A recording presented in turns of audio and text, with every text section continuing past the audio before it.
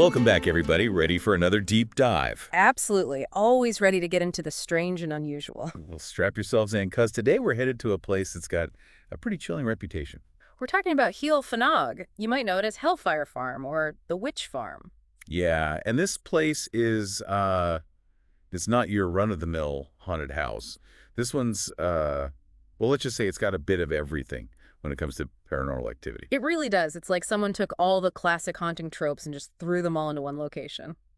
Now, for this deep dive, we're basing our research on the amazing work done by the Tape Library, specifically their YouTube episode, Dark History of Heol Fanog's Witch Farm, Welsh Amityville Revealed. Great episode. They did a deep dive into the experiences of the rich family Bill, his teenage son Lawrence, and his partner Liz. They moved into Heol Fanog in the late summer of 1989. But their story actually starts a bit earlier with a trip to Egypt. Yeah, before they ever set foot in Heol Fanog, they had a pretty unsettling experience inside the Pyramid of Menkar. Oh, I love that. It's like ancient curses and pyramids. I mean, you can't get much more classic than that. What happened? Well, Liz described seeing these tiny lights, dozens of them, flitting around inside the burial chamber. Oh, wow. And Bill and Lawrence, did they see them too? Oh, they didn't see anything. But here's the thing, though. All three of them felt this overwhelming sense of a presence, like something unseen had entered the chamber with them. Oh, no, that's creepy. Like something was watching them. I get goosebumps just thinking about it. Yeah, it freaked them out so much they actually ran out of the pyramid. I don't blame them. I think I would have done the same thing. And this sense of a presence, this feeling of being watched, it becomes a recurring theme throughout their time at Heol Fanog. Okay, so we've got ancient Egypt, pyramids, unseen presences. Now let's talk about Heol Fanog itself. What's this place like? Well, picture this. You're in the Welsh countryside, rolling green hills, kind of idyllic setting, right? Sounds lovely. Peaceful, quiet. And nestled in this landscape, you find Heol Fanog. It looks like it's a typical farmhouse from the outside. Isolated, but charming. Quite a contrast from the hustle and bustle of a pyramid, huh? Absolutely. And the family, they were hoping for a fresh start there. They moved in late summer of '89, and Liz was actually heavily pregnant at the time. Wow, a new home and a new baby on the way.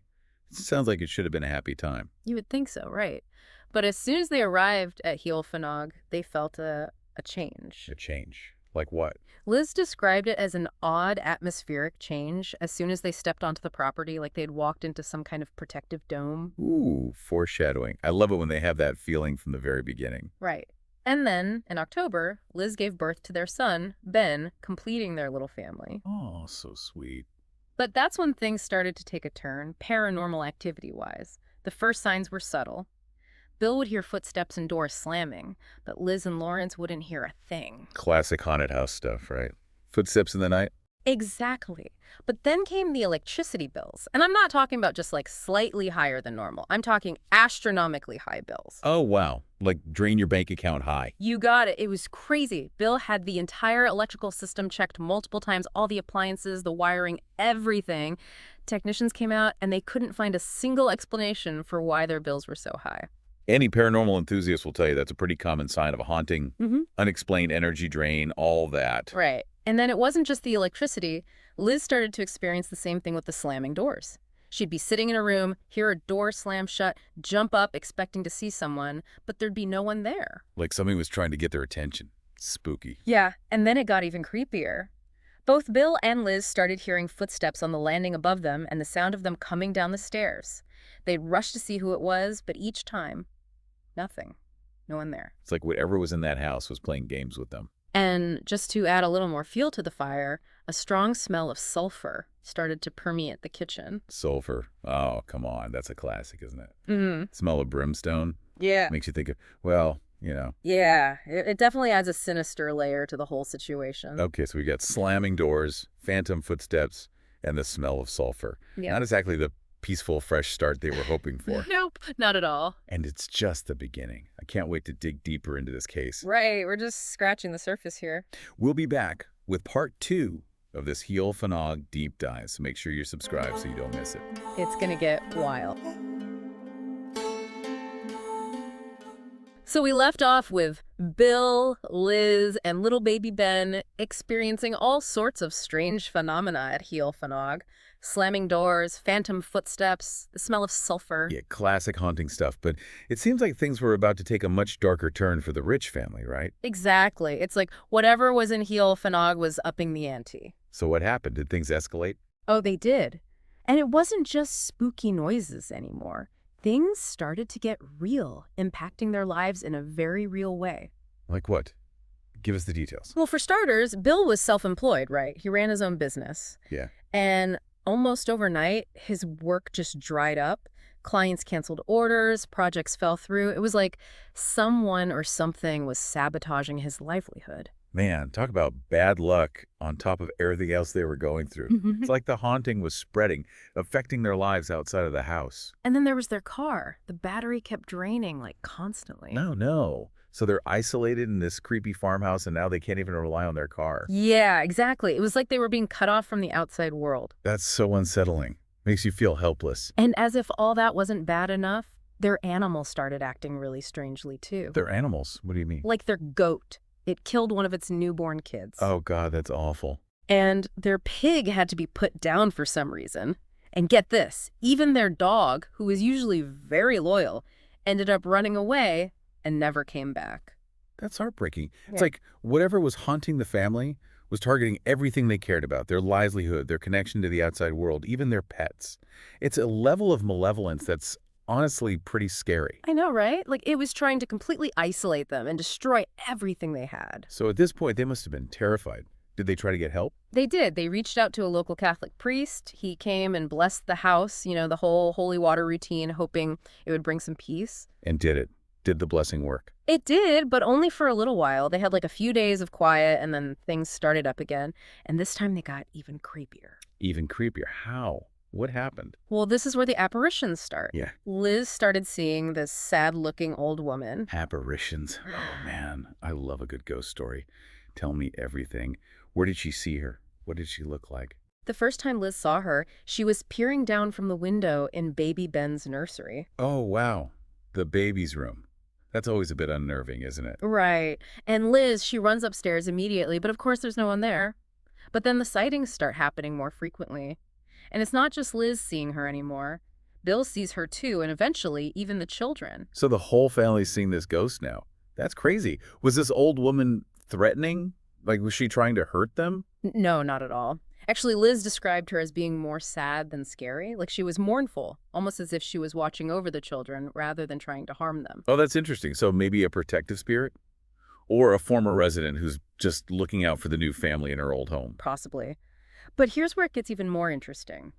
Liz did some digging, some research into the history of the property. Ah, always a good move in a haunted house situation, right? Yeah. Find out who or what might be hanging around. Right. And she found out that the old woman she kept seeing bore a striking resemblance to one of Heol Fanog's previous residents. Like she looked just like her. So definitely a connection to the property's past. Yeah. That makes sense. Maybe some unfinished business or a tragic event that's tied her to the location. Could be. And it makes you think, right? Like every haunted location has a story, a history that shapes the energy of that place. Absolutely. And sometimes those stories, those energies, can linger long after the people who created them are gone. Exactly. And at this point, Bill and Liz are really starting to freak out.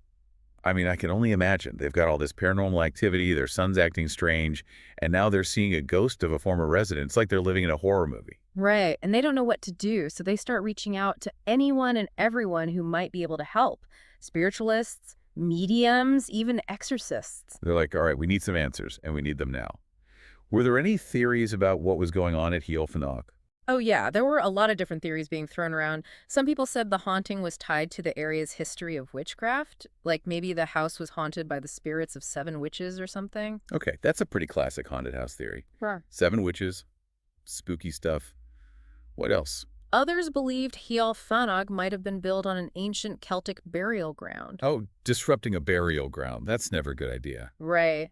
Or maybe it was situated on top of some negative ley lines. The ley lines, those pathways of energy that some people believe can attract paranormal activity. Exactly. And then there was a theory that there were 4 distinct spirits actually residing in the house. Oh, wow. Like a whole ghostly roommate situation. Yeah. That's a lot to deal with. And did any of these theories mention Lawrence's behavior? Oh, yeah. Remember how we were talking about Lawrence's strange behavior earlier? Yeah, he'd painted his room blood red, blasting horror movies all night. It was pretty freaky. Well, one spiritualist told Bill that the house was having a really negative effect on Lawrence. Like it was feeding off of him or amplifying his anger and negativity or Well, something. man, that's terrifying.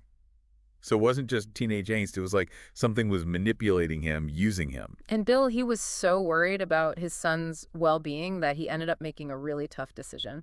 What did he do? He sent Lawrence to boarding school. Oh, wow. That must have been a hard choice to send his son away during such a stressful time. It was, but it seemed like the best thing for Lawrence. And almost as soon as he left Heol Fanog, his behavior started to improve, like he was becoming his old self again. So whatever was tormenting him in the farmhouse didn't follow him to boarding school. That's interesting. Yeah, it was like whatever dark energy was attached to that house, or maybe even to Lawrence himself, it was localized. It couldn't reach him once he left. So was the haunting over?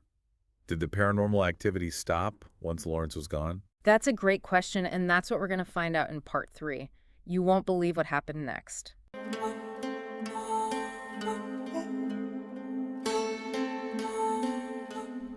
So Lawrence is away at boarding school, safe from whatever was tormenting him at Heol Fanog. You'd think things would quiet down at the farmhouse, right? Yeah, you'd think sending Lawrence away would help, but this is the Heol Fanog we're talking about, right? Yeah. Nothing seems to go as planned in that place. You got that right. Not only did the paranormal activity continue, it actually seemed to spread, like it was reaching beyond the walls of the house. Oh, no. What do you mean spread? Yeah. Like affecting the surrounding area? Exactly. Local farmers started reporting all sorts of strange things happening to their animals. Oh, wow, they're animals like... Well, for instance, newborn lambs and calves were being born blind or with deformities. That's awful. Poor things. And other animals started acting really strangely, too. They were either super aggressive or, like, terrified for no reason. It's like the haunting was becoming contagious, infecting the land itself. That's a scary thought. Did anything else happen at the farm itself? You know how Liz had mentioned talking to a plumber who'd worked at Heol Fanog years earlier? Yeah, back in the 1960s, right? Well, he told Liz about this unsettling experience he had while he was working there.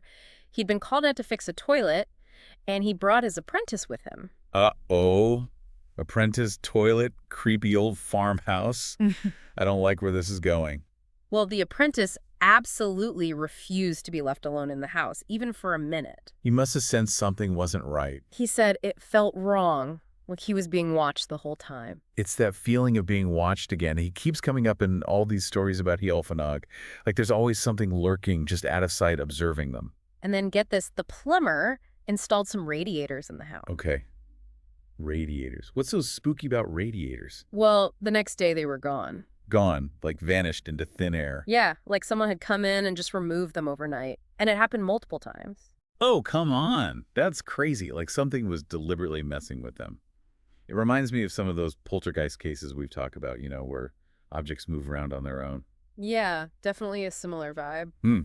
And then to add even more mystery to the whole situation, a local builder told Bill that a lot of the older farmhouses in the area had their own burial plots, you know, little family cemeteries. Oh, wow. Like right on the property. Yeah, and he suspected that Heol Fanog might have been built using stones taken from some of these old, damaged graves. No. Disturbing those graves. That could definitely explain some of the negative energy surrounding the place. Right, like the very foundation of the house built on desecrated graves. Not exactly a recipe for good vibes. So we've got a house built on a possible ancient burial ground, phantom footsteps, a creepy old lady ghost, animals acting crazy. It's like everything bad is happening at once. Oh, and I almost forgot to tell you about the horse painting. This story really solidified Bill's belief in the whole curse thing. A horse painting. What happened? Well, one of their neighbors asked Bill to paint a portrait of their prized horse. Nice. So Bill's an artist. Yeah, he was. And when he started working on the painting, he had this really strange experience while trying to paint one of the horse's back legs. What do you mean? Like he couldn't get it right? He said he just couldn't get it right. Like he felt a resistance, almost like something was stopping him from painting that leg. Oh, that's creepy. It's like the painting itself was reflecting something darker, something unseen, something trying to get their attention. Exactly. He eventually finished the painting, but guess what happened? What? The horse ended up breaking that same leg. No way. The exact same leg Bill had trouble painting. The exact same leg, and it happened in the same field, in the same spot where Bill had been struggling to paint it. Talk about a spooky coincidence. And the horse had to be put down because of the injury. The neighbor was devastated, and he was convinced it was all connected to some kind of dark force. He actually burned the painting afterwards. Oh, wow. I can understand why he would do that. I mean, it's almost like the painting was cursed or something. Around the same time, the shadowy figures Liz had been seeing in the gardens started to become clearer, more defined. Oh, so it wasn't just fleeting glimpses anymore. No, these were full-on apparitions, and she Yeah. described one in particular. It was about 7 feet tall and had this really strange head. 7 feet tall. Yeah. Okay, that's officially terrifying. Right. And Liz said she felt this overwhelming sense of evil radiating from this figure. Yikes. It was different from anything else she'd experienced at Heol Fanog. It was like this entity was deliberately trying to frighten her. And remember, Liz is pregnant again at this point with their daughter, Rebecca. Exactly. And by this time, they're all exhausted. They're at their wits' end. They've tried everything they can think of to get rid of whatever's haunting them, but nothing seems to work. So what do? They pleaded with the local council to relocate them, but their requests were ignored. Oh, no. They're stuck in this nightmare with no way out. So they decided to leave, right? Get away from that house. Liz especially was reaching her breaking point. She couldn't bear the thought of her kids growing up in that environment, so they decided to temporarily move in with Liz's mother. A temporary escape from the horrors of Heol Fanog. But did it work? Did the paranormal activity follow them? Well, they did experience a few odd things while staying at Liz's mother's house. Really? Like what? For one thing, there was unexplained water damage in the house, but no sign of any leaks. Huh. That's weird. Right. And then there was this strange incident with an Egyptian pendant. Wait, Egyptian? Like from Egypt? Yeah. Liz's mother found it in the house and assumed it belonged to Liz, but Liz had never seen it before. She had no idea where it came from. The Egypt connection again. It keeps popping up. And the weirdest part, when Bill picked up the pendant, he got zapped, like he received an electric shock. Oh, no. It freaked him out so much that he smashed the pendant, destroyed it. Like he thought it was cursed or something? It's almost like whatever they encountered in that pyramid in Egypt was somehow connected to them now. So creepy. Okay, so they're at Liz's mother's house trying to get away from the haunting, but weird stuff keeps happening. Yeah. Did they ever go back to Heol Fanog? They did. They eventually had to go back, but this time they decided to try a new approach. What do you mean? Well, instead of focusing on cleansing the house or trying to get rid of the spirits, they decided to reach out to some people who claimed to have experience with the supernatural. Okay, interesting. So they're like, all right, we can't beat them, so let's see if we can reason with them or at least figure out what they want. Pretty much. So they contacted this Baptist minister named David Holwood. A Baptist minister. Okay, so they're bringing in the religious heavy hitters now. And they also reached out to this woman named Anita Dickin, who claimed to be a former Satanist. Whoa, a former Satanist. Yeah. Okay, now we're getting into some serious territory. This is getting intense. What happened when they got to Heol Fanog? Well, even on the way to the farm, both Holwood and Dickin had birds crash into their windscreens while they were driving. Oh, that's not a good sign. It's like they were being warned to stay away. Hmm. Or maybe it was a sign of just how much negative energy was surrounding the family and the property. Bill's artwork also took on a much darker tone during this period. He painted this one picture that had an all-seeing eye in it, and it was just very unsettling. The all-seeing eye, yeah, that's a pretty powerful symbol, often associated with the occult and hidden knowledge. And Holwood believed that certain objects in the house were feeding the negative energy, so he told them to burn several things, including that painting. Wow, so they're literally destroying objects to try and break the curse. That's intense. Did it work? You know what? After the burning, they actually experienced their first real period of peace since moving into Heol Fanog. Like, the intensity of the paranormal activity really died down, and the oppressive atmosphere seemed to lift. So a bit of a victory. Yeah, it felt like a turning point. But even during this calmer period, the electricity bills, they were still insanely high. It was like something was still there, lurking beneath the surface. Waiting to strike again. And then in 1993, Liz got pregnant again. Again with the pregnancy. It's like something about new life coming into the world was triggering the activity. Maybe whatever was in the house felt threatened by the potential for hope and renewal? Yeah, maybe. And the activities started to ramp up again. Bill saw this beautiful woman in the kitchen one night, just staring at him. A beautiful woman. Was she like one of those succubus stories, you know, the ones that try to seduce people? It sounds like it. He said he felt this strong sense of temptation when he saw her, but then she just vanished. Okay, so not just shadows and scary noises anymore, but an entity that can mess with your mind? Right. And then there were the nightmares. Bill started having these really vivid nightmares about Egypt. Egypt again. It's like it's all coming full circle. And in these dreams, there was this large figure with a bird's head. It looked like the Egyptian god Horus. Horus, the god of protection, but also war and the sky. That's a powerful image. Yeah, and Bill later said that he saw this same figure in their kitchen at night. And Liz, she said it was the same 70-foot-tall figure with a weird head that had been terrifying her in the garden. Oh, no. So whatever they encountered in that pyramid in Egypt is back to haunt them. It seems like it. They brought in yet another expert, an exorcist named Dr. John Abison. He spent months at Heol Fanog, performing all sorts of prayers and rituals, but it only brought temporary relief. Like he was just patching things up, but the root of the problem was still there. Exactly. It was like a never-ending cycle. Calm, then chaos, then calm again.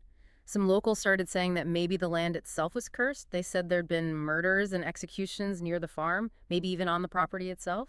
Adding to the layers of tragedy and trauma, it's like the whole area was steeped in darkness. So by this point, Bill and Liz had pretty much tried everything they could think of to get rid of whatever was haunting them. They had priests, spiritualists, and even an exorcist, but nothing seemed to work permanently.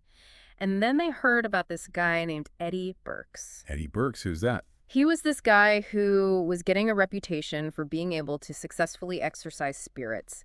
He'd apparently even gotten rid of this headless specter at a place called Colston, also known as the Queen's Bank. A headless specter. Oh, that's terrifying. Right, so they were like, okay, maybe this guy can help us. And so they brought Eddie Burks in to check out Heol Fanog.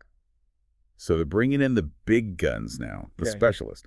What did Burks think about Heol Fanog? Did he sense anything? Oh, yeah. Right away, he said he could sense multiple spirits, but also something else, something darker, something much more powerful and sinister lurking beneath the surface. Oh, wow. Something darker. That's chilling. And he thought this darker presence was the source of all the problems. It was the thing that was causing all the other activity, the shadows, the apparitions, everything. Like it was the puppet master, and the other spirits were just its puppets. Yeah, exactly.